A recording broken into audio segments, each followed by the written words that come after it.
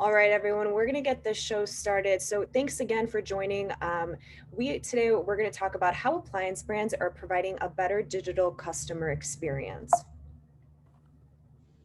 And our speakers today are going to be Matt Hobbs, Sales Director at Threekit, Christopher Yin, Creative Director at Redstage, and Dave Gardner, Practice Manager at Redstage. And just a couple housekeeping things in the session agenda for today. We're going to go through what we're seeing in the appliance B2B industry. Threekit is going to talk about how 3D meets appliances brands. Redstage will cover the power of user data and data-driven design. And then we'll save the best for last. We're going to demo some of these 3D and AR experiences as it pertains to appliance brands.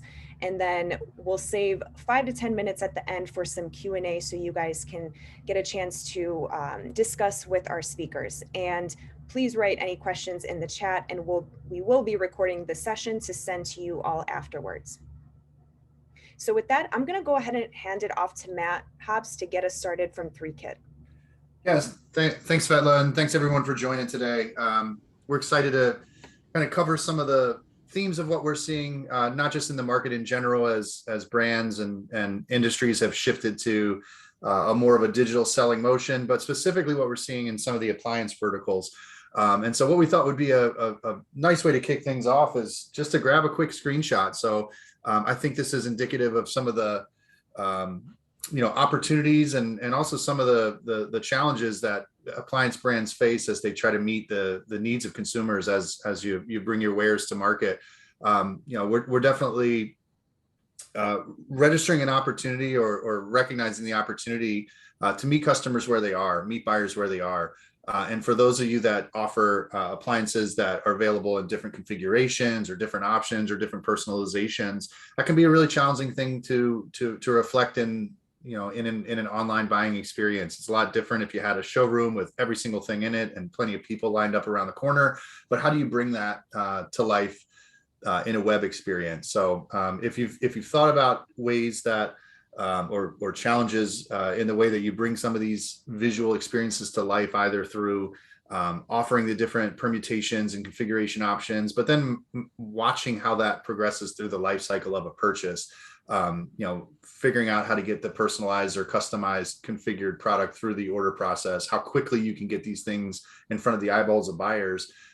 You're not alone. Those are typical challenges we hear for folks that sell the types of things that you do sell. So what do you do about it? And what are some of the themes that we've been kind of observing as folks tackle this challenge? And if we can go to the next slide. Buyers are looking to design their own, to really leave their mark on things that are going to make their way into their homes. A theme outside of just appliances that I'm sure the folks on the webinar have experienced is people are looking inward during the pandemic. They're nesting. They're spending money on the place where they're spending all their time. So how do we meet them there? They don't want to go to showrooms anymore. We want to make sure that we provide the opportunity to put your brand first and the different options that are available for particular appliances so that you can meet the needs of these buyers. And we know they're going to check. We know that folks are going to shop online. They're probably not going to shop with everyone. So you've got limited opportunities to put your best foot forward. And really make it a visual experience. And at Threekit, that's what we're all about. So on the next slide, we kind of highlight what Threekit does. It is a visualization platform. We bring customers as close as they can physically get to touching and experiencing a physical product without being in its presence. So of the three main things that we do, interactive 3D is kind of the linchpin of all of it. So spin a product around in a browser, extend it for personalization or configuration so that changes that are made at the request of the user are immediately reflected right in front of them on whatever screen they choose to peruse. For those of you that were on the top of the call where Svetla suggested scanning the QR code, that will engage augmented reality. So it's not just seeing the configured or personalized appliance product on your browser screen. Bring it into your home, drop it into your kitchen, and see how it matches the cabinets.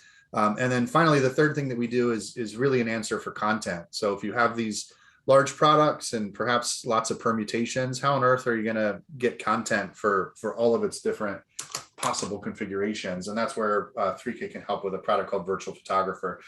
Those of you that are familiar with Crate and Barrel have seen this. If you've been on their website, all those couches and all those colors and all those options are not actually pictures. Those are renders from the Threekit platform. And in the next slide, really what we're aspiring to do is marry up the commercial action of selling something with the creative motion of making it look beautiful. And with Threekit, we can kind of merge those things. So it's a platform where folks that are marketing and folks that are selling can come together with folks that have a creative slant, so that we can ring that cash register more effectively. Threekit itself is not a new thing. It's a headless visualization platform. It's been around since '05. So on the next slide, we'll kind of chronicle some of the trajectories so you're at least familiar. Our roots are in Hollywood, really not the type of thing that we would use to sell appliances, but we did shift the business about 5 years ago, which coincided with some technology that finally made some of what I just described possible. So WebGL is a piece of technology that has democratized 3D. So what previously required a pretty heavy machine could suddenly happen in a browser, and it's opened up all kinds of opportunities for folks that are interested in selling or servicing or installing or even assembling products to do it without having to have a big heavy 3D license. And then Threekit, as we know it today, is partnered with virtually every major e-commerce provider, every major PIM, every major quoting platform for those of you that have a B2B aspect of what you sell. So as a headless SaaS-based solution, we can get injected into to any of these commercially available packages, as well as lots of custom ones as well. We work with plenty of folks that have custom portals or custom e-commerce solutions. And so with a headless stack, on the next slide, you really can kind of go beyond this first concept of what's it like to configure and meet the need of a potential appliance buyer with exactly what they're looking for. But it puts organizations in an opportunity to say, where else can I take these digital assets and provide value for my brand? Maybe that's bringing new products to market more quickly. Maybe it's having a digital image or digital experience, including a visual for servicing a product that might need it. Or maybe it's just prior to that purchase where we're dripping great content out to the folks that we're trying to entice into a buying motion. So again, with Threekit, we're excited about the prospects of immersive visual experiences. We're excited about the prospects of helping customers not just harness it for e-commerce purposes, but taking it a next step and beyond. And to that end, we've asked one of our best partners, Redstage, who are great implementers of Threekit to begin with, but see a much broader view beyond just the visual experience. So I wanted to provide a little background of Threekit, what it does, why it matters to appliance brands, and the types of things it's capable of, and then kind of pass the ball over to Chris from Redstage to explain a little bit more about where you can go once the visuals are up and live. Thank you, Matt. I think Tim Cook said it best when he said, most business models have focused on self-interest instead of user experience. And I really think that couldn't be further from the truth. I've had the opportunity over the past 2.5 decades in the creative industry to really witness and learn how users not only receive and interact with different mediums, but I've come to truly understand the art of how to psychologically and subconsciously steer them in the direction that you want them to go.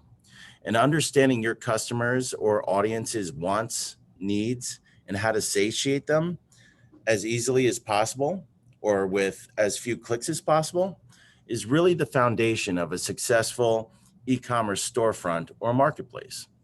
That's right, Chris. Making sure that you're collecting the right data will help you make sure that you're making better decisions. Knowing your customers' buying patterns, where they're buying, when they're buying, how they buy, and of course why they buy, allows you to really hone in on what your customers want most. Testing, like A/B testing or multivariate testing, user testing, this is so incredibly important and can't be overstated. It's also really important to reach out to your customers to better understand what's important to them and taking these desires into account when you're making crucial design choices. This will lead to higher conversions. So your website or marketplace at its core is the digital representation of your company or your flagship store or your headquarters. It isn't just understanding what product your customer wants and what price you're going to sell it for. I mean, that's sales 101. But in today's online landscape, it's a battle for the customer's attention, retention, and engagement. That's why utilizing design thinking process of empathizing, defining, ideating, prototyping, and testing is so very important. It's definitely worth a Google. Design thinking coupled with interviews and user testing to collect a wealth of data allows for brands to stay hyper-focused on what matters. It not only helps you understand who your customer is, but more importantly, it helps you understand if you're actually meeting their needs to truly maximize your conversion potential. Simple user flows, intuitive design, and engaging content will build that customer empathy and retention. Right, Chris. Utilizing A/B testing on one of our client sites actually revealed that one of the industry's favorite elements, the image carousel on the homepage, was doing more damage than good. They believe the carousel gave them more opportunities to show various products to people on their homepage, but really, it actually hid certain products. And since customers weren't on the homepage long enough to see the banner rotation, understanding that their customers only spent a couple of seconds on the homepage, it's not enough time to cycle through a carousel. This allowed them to make a crucial design choice and remove the carousel, opting to use our recommendation instead on using static banners to show the products throughout a longer page. Especially in the millennial and younger generations, buyers are really quickly swiping through from page to page, and components like the carousel are being phased out out of some of these major high converting designs. Even small changes, or seemingly small changes, like enlarging your search bar and making it more of a major point of interest, helps increase transaction volume by ensuring customers can easily find the products that they're looking for. If they're used to browsing Amazon, you need to provide the same level of ease and customer experience to compete. For example, we worked with Suez Water Technologies to improve their IoT platform. We conducted surveys over a few weeks' time, and we found out that 4% of their customers actually had some sort of vision disability. This once unknown information was a real driving factor in the decision to have inclusive design. Next slide. With the start of the pandemic, go back one, please. Oh, sorry. Is this the right We one? go back to the prior slide, please.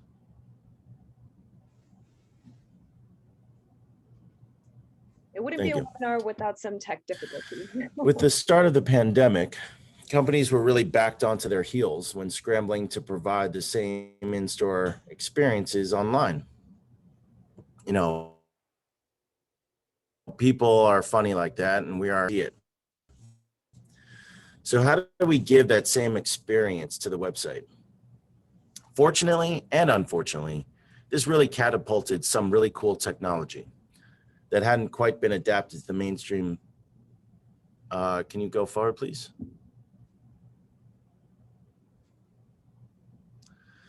Sorry about that. Like I was saying, this kind of catapulted some really cool technology that hadn't quite been adapted to the mainstream consumer. It was not even on the radar for companies. You know, as Matt said before, you know, they've been around since 2005, and really not until this pandemic really hit did people really understand the true power of what a 3D visualizer or a augmented reality experience can bring to the table. You know, unique experiences is really what ultimately drives conversions. Here's an example we did for Jura Coffee. If you take your phone out right now and you scan that QR code on the screen, you can see how a $6,000 coffee machine will look right in your own space in augmented reality. Yeah, this is why having strong media assets like high quality imagery, video, and 3D models is so important. AR takes us to the next level and can really impress shoppers with more opportunities to experience your products. It even allows customers to do things they wouldn't even be able to do in store, like visualize the product in their own home. Exactly, Dave. These types of experiences online will remove a lot of your customers' doubt when buying your products online. It takes the guesswork out of the customer's head. It ensures them that your product is the right size, shape, and will fit, and has all the right features that are going to suit their needs. It gives the customer an unparalleled confidence in your company's ability to solve their problems. This all contributes to lowering cart abandonment and increasing conversions. Next slide.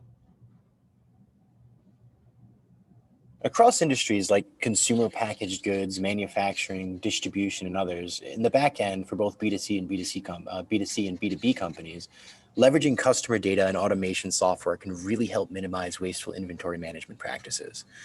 Issues like over manufacturing, underselling products, or having too much of a product in a single warehouse where it won't sell can really have huge negative impacts on your bottom line. Not only that, but utilizing e-commerce platforms and online marketplaces will allow your customers to buy products and serve themselves online, kind of akin to a self-checkout at a big box store. You know, Dave, I really want to dive a little deeper into your first point. You know, working with multinational organizations, we are able to streamline your inventory management utilizing the data that you're already capturing. So knowing your customers' shopping trends and buying behaviors such as product seasonality, location data, and when to process reorders for materials is essential in helping you to manage your own inventory and really drive recurring revenue. That's right. So for everyone on the webinar, ask yourselves these questions. Do you have the right mix of inventory? For example, when you're preparing for the holiday rush, are you increasing product productions before the season starts based on data or based on a hunch? Is your inventory in the right warehouses? So if customers on the West Coast are the main purchasers, you shouldn't have those types of products kept in high numbers on the East Coast if you can help it. That is unless you're like losing margin on unnecessary shipping costs, but who wants that? With the right data, you can maximize your operational efficiency and streamline the buying process for your customers, keeping them as recurring customers with automated reordering based on data and analytics. I think we're all living in a very special time right now, and it's the digital age, similar to the Bronze Age. You're either going to get disrupted and miss the opportunity that's sitting in front of you, or you'll have the foresight to seize the opportunity and become the disruptor. Not to date myself, but how many of you remember all of those who snubbed e-commerce when it first launched, then lost market share or even were put out of business by the new kid on the block? I bet they didn't think Amazon would dwarf physical retail, but here we are. Right, Chris. And utilizing your site as an e-commerce platform, like I mentioned earlier, gives your customers self-service options that most buyers in the new digital generation not only desire, but honestly, they don't desire it more than just speaking to a sales rep, but they're expecting it. It also allows you to automate reorders, upselling, cross-selling, and all the other aspects of your sales cycle, so that you can focus more highly on strategic accounts and further your innovation.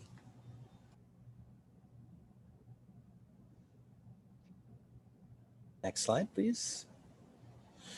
Awesome. Let's talk about mobile optimization. So mobile optimization, A/B testing, mobile first solutions. These are things that they're no longer just nice to haves, right? It's the expectation of every customer out there. What does this mean? So 80% of B2B buyers use mobile devices at work, and over 60% of them said mobile was a huge factor in their buying process. The time is now to really hone in on your mobile site or mobile app and give this segment of customers the most seamless and streamlined buying process. Utilizing A/B testing along with heat mapping, those are just some of the areas that we've seen, that's been able to let us see how small changes can really boost conversions and traffic. Optimizing breadcrumbs, cart button images, having a sticky call to action like your add to cart button on the PDP when you're on mobile that follows users around. Making adding to cart easier than ever, even changing the color of the PayPal checkout button to black increased conversions in a major way. Yeah, that's right. So if you guys don't know this, PayPal did an interesting study and A/B tested their yellow button versus a black button. And it turns out that there was a 30% increase in conversion, all because of the color.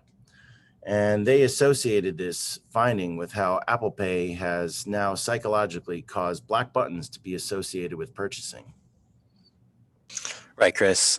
So B2B is getting way more involved on the mobile side. This isn't just a B2C issue. B2B buyers purchase more when it's easier to place an order, even on a closed or gated system.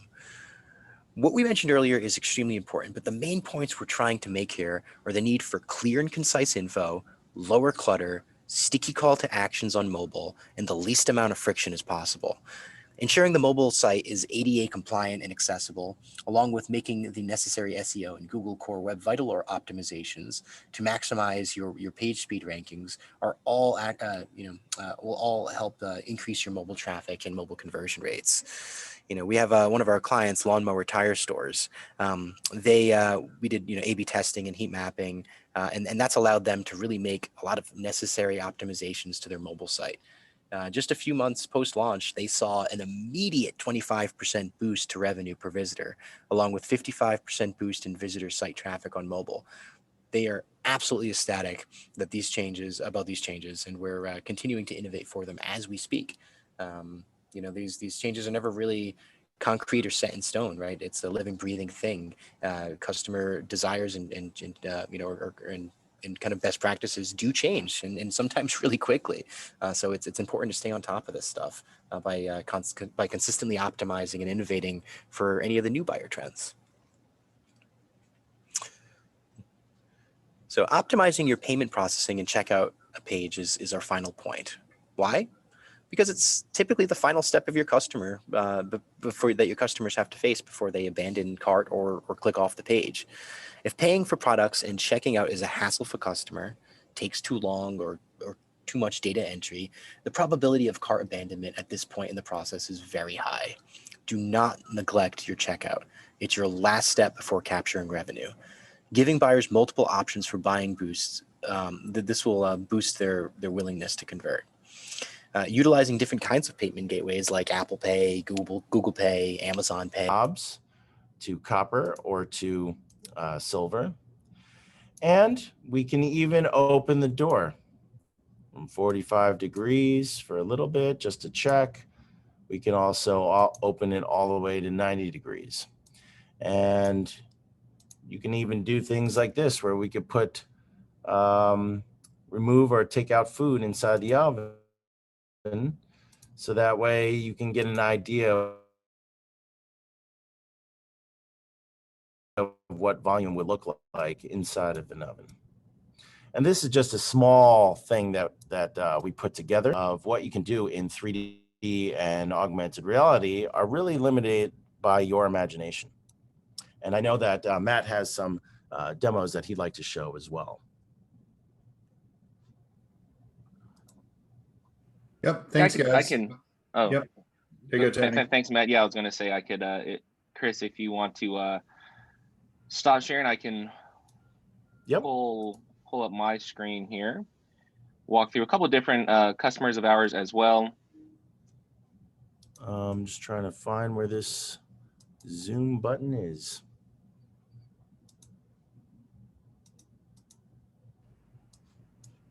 Chris, it should be at the bottom of the screen where it says share screen, if that's helpful.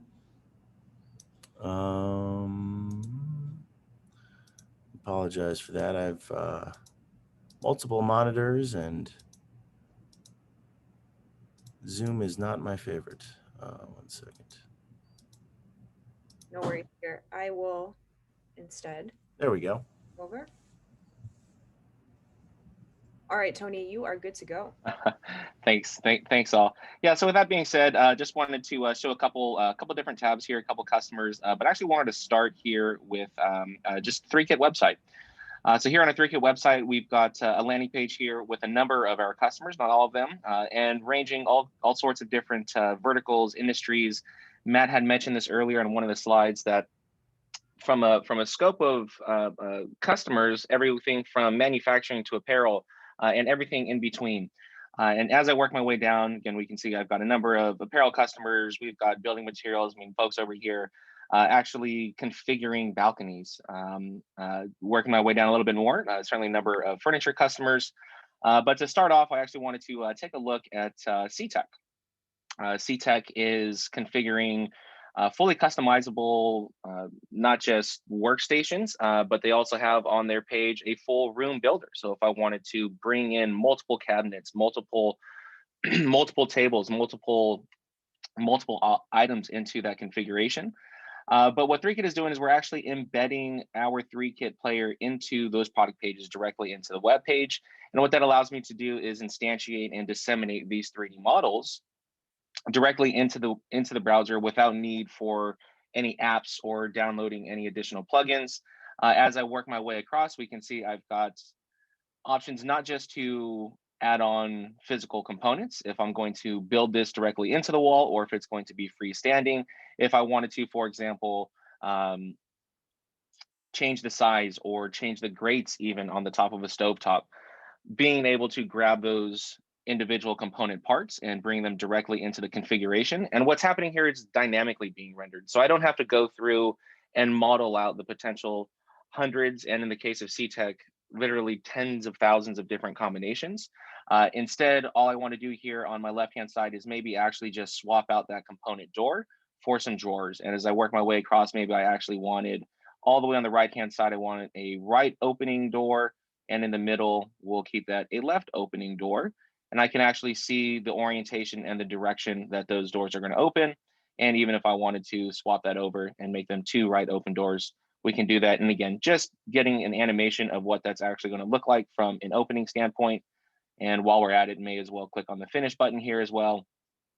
If we had a number of different materials or textures that we want to apply to the physical product itself, we can certainly do that as well. Last example I wanted to share is just Crate and Barrel. Matt had mentioned this earlier. If you were to peruse Crate and Barrel's website, across their many thousands and tens of thousands of, excuse me, tens of thousands of products,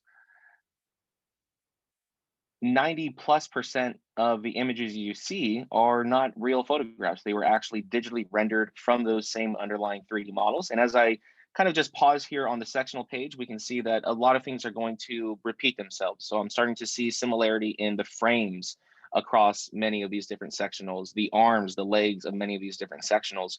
And so what Threekit is doing the same way we saw that with CTech, in actually just swapping out the doors for drawers and adding side panels or back panels, we're componentizing the actual furniture itself, which allows me to now redistribute those shared components across my entire product line. And then lastly, when it comes to the actual configuration of every single product, by no means am I able to take photographs of what, in the case of Crate and Barrel, is literally hundreds and sometimes thousands of different fabrics and wood finish options for the legs. And again, everything we're seeing here is 100% digitally rendered. And I'm going to show one more here, which is going to be a great way to kind of end our share here with a very simple AR experience. So same thing here as well, not just the soft fabrics, but also leather goods as well being digitally rendered. But Crate and Barrel has a great experience across many of their products that's going to allow you to actually see that product that you're configuring in augmented reality. So here we are again with another one of those QR codes. If your phones are still out, go ahead and scan that QR code and we can drop the Cabot chair directly in your office. And for those who didn't scan that, I'll just go ahead and play this quick recording here. Again, that same Cabot chair. I've got the full screen recording and dropping it right here in my office next to the real life Cabot chair. But a seamless user experience from desktop to mobile when it comes to augmented reality. And then of course, if I were already on mobile, tapping that button would just launch augmented reality automatically. And once again, the same as we saw with CTech and those 3D models, augmented reality, just using the hardware on your device without the need for any additional downloads or plugins. So with that, I'll pass the mic back to Svetla and see if we have any questions from the audience. Thank you. Thanks, Tony. All right, so let me pull up the questions here. It looks like while I pull up the slides, one question that we got is, how do we get 3D versions of our product into AR? I think So I could take that one. So there's basically two versions. One, if it's something that you've already modeled out in CAD and to go into production, we can take the CAD models and optimize them for AR experience and the 3D viewer on web.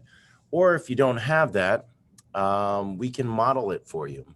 And there's two basic ways of modeling. One is to go in by hand and model everything from photographs, or we can actually use something called photogeometry now. And we can take a series of photographs of a object, and we can let the computer and artificial intelligence automatically generate the 3D model, and then we can go in there and optimize it for your 3D and augmented reality experience.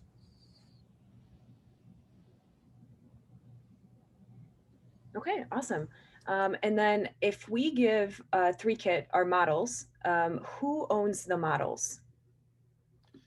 Yeah, that's a great question, and it's one we get quite a bit.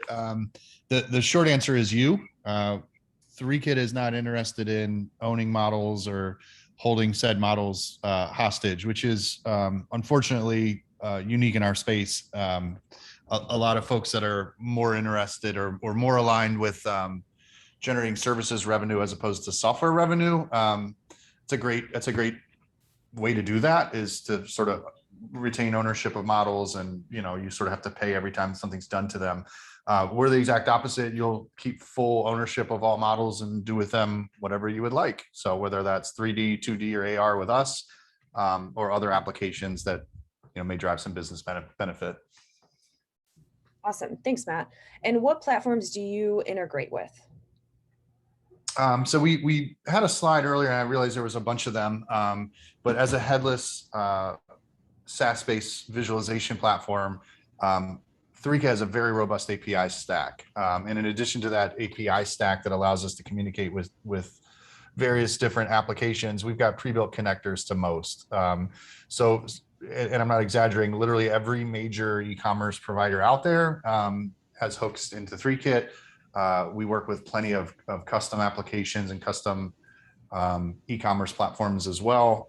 And then we've expanded beyond e-commerce into other business applications, such as service platforms where people may go out and do repairs on products, quoting systems so that you can include a exact configured visual with perhaps a quote that goes out the door, various product information systems to support things like syndication if you need to get these visuals or imagery to properties outside of your own websites.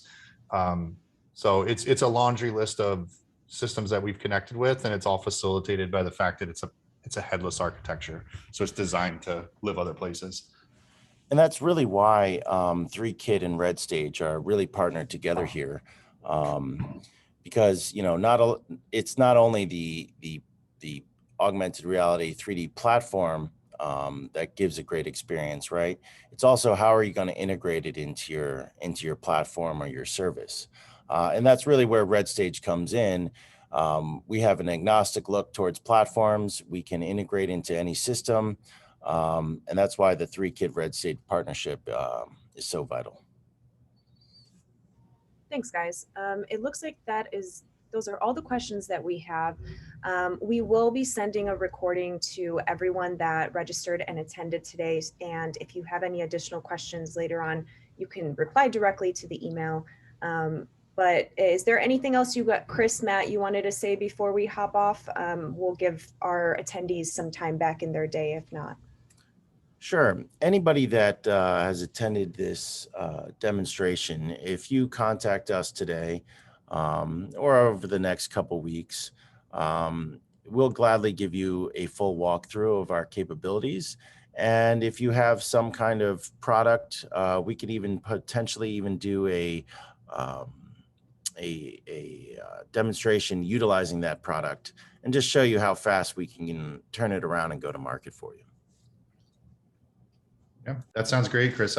Nothing to add. That's an awesome offer. So appreciate everybody's time and attention, and I hope you got value out of the session. All right, guys. Thanks, everyone. Have a great day. Thank you. Thanks all. Take care. Thanks.